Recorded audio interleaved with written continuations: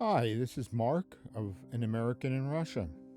Now, today's episode is going to be a little bit different than many of the other ones because you're not going to see much of me. You're not going to have to look at my mug the whole time. And part of that reason is, or the entire reason is because I lost a tooth in my front. And when I smile, you see it, and a guy like me missing a front tooth, I don't look like a very clever man, if you know what I mean. So I'll just show myself a few times, but you're never going to see a front-on shot with my mouth open. Not till I get the tooth replaced. So anyhow, without further ado, let's go. I'm going to talk a little about meeting my first communist in Russia.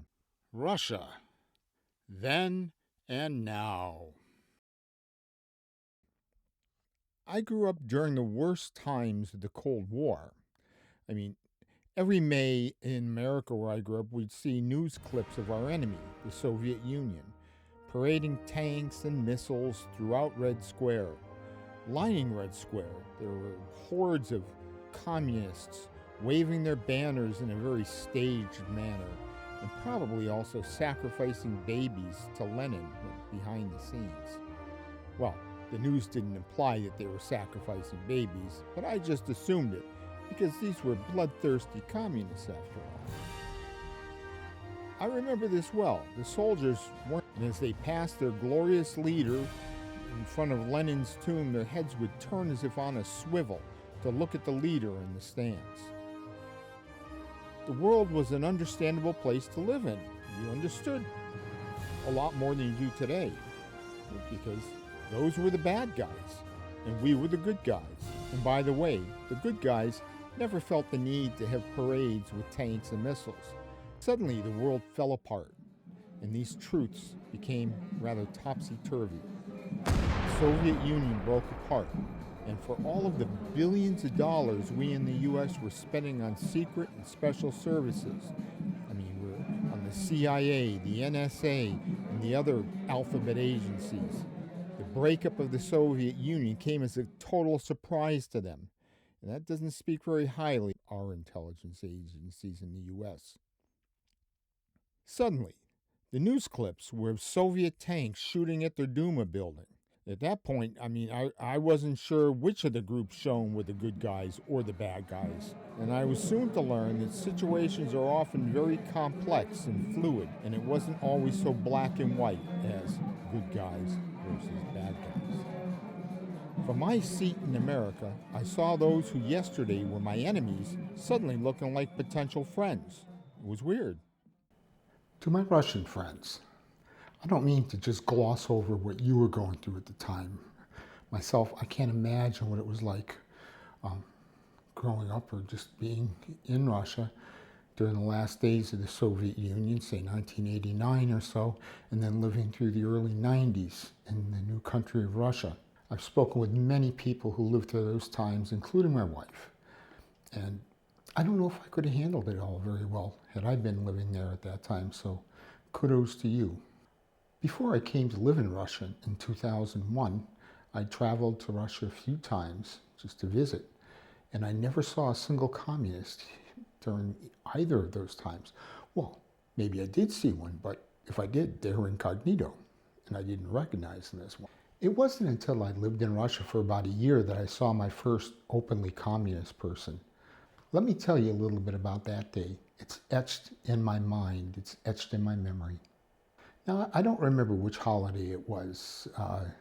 It may have been in May, it may have been in November, but I don't think it was in May, because May, all of the squares and the streets were really busy with the more modern Russian holiday. So it must have been November. That's back, that was the commies' big holiday, the anniversary of the Great October Revolution. And for my non-Russian viewers, yes, you heard right. The anniversary of the Great October Revolution is in November. Okay, it's actually November 7th.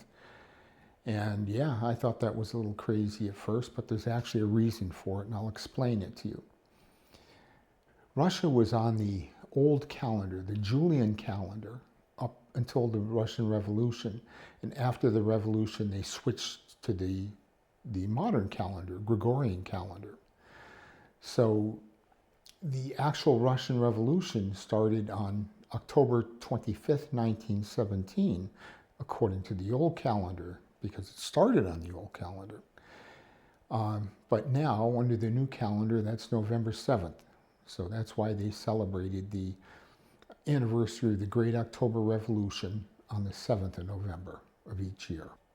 Anyhow, I was living in Chelyabinsk at that time, and in the newspaper I read that the communists were going to have what they called a big rally in Lenin Square on November 7th to celebrate anniversary of the Great October Revolution.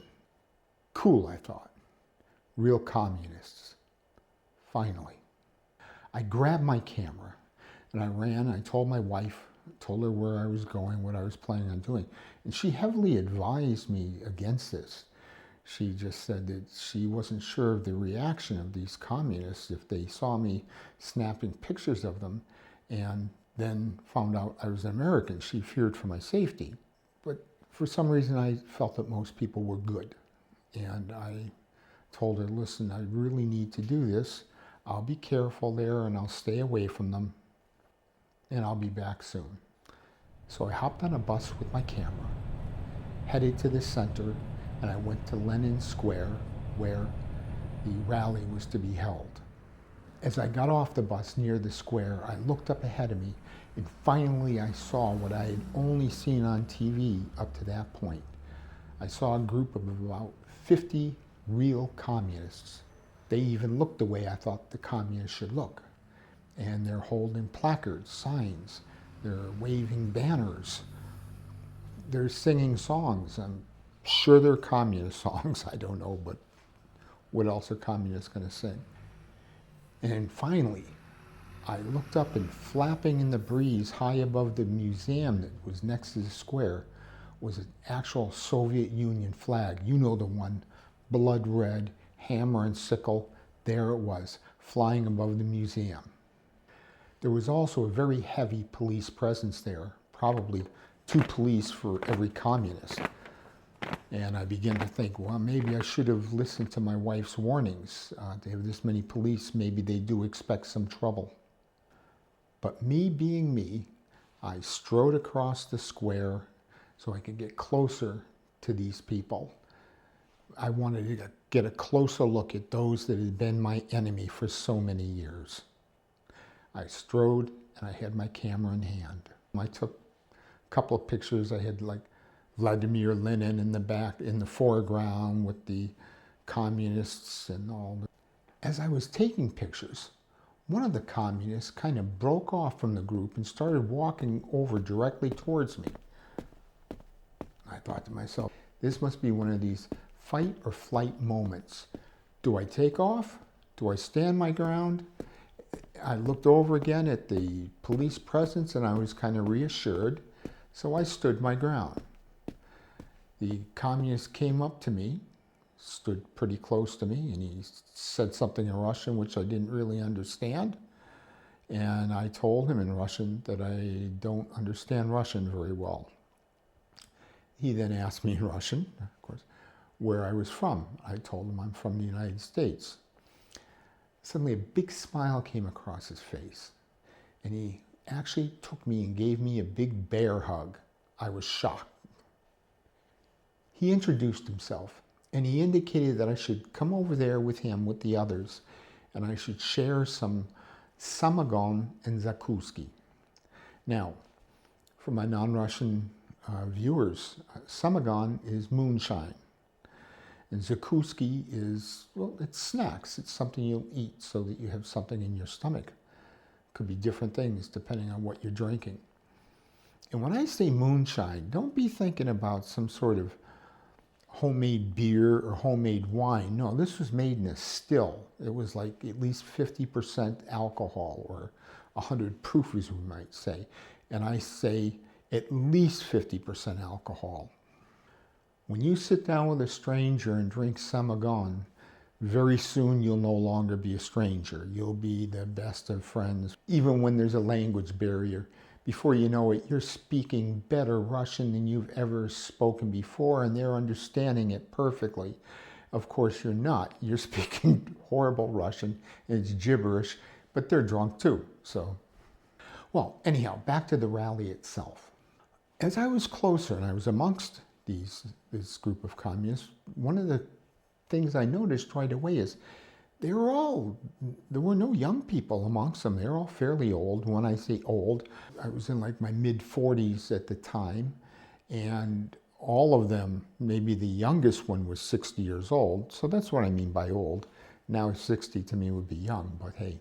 You know, and actually apart from the banners and placards that they're carrying, I could have just been hanging out with a group of my parents, or with my parents and uncles and parents' friends. I mean, that's how I felt. There was nothing scary about them.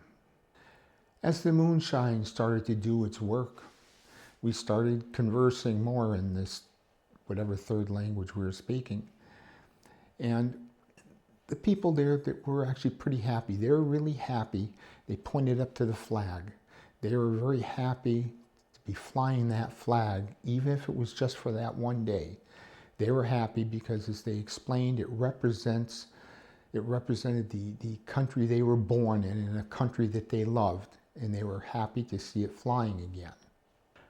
As most of us can understand, they worked their entire lives with the promised expectations of retirement.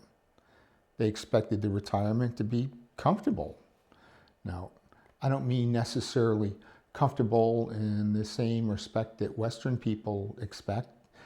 Their expectations there might be to buy a motorhome and travel all around the country.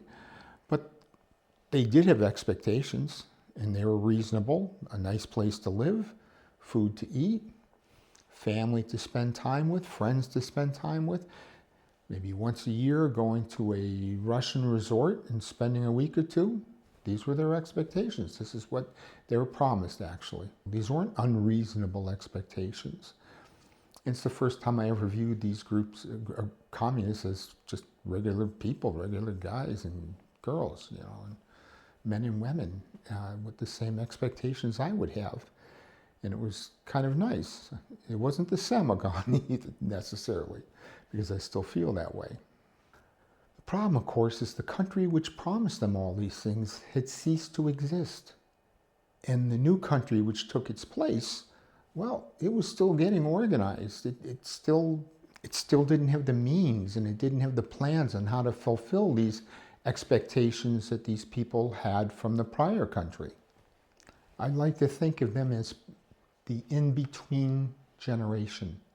They were too old to start at that point saving up for their retirement. They're already retired.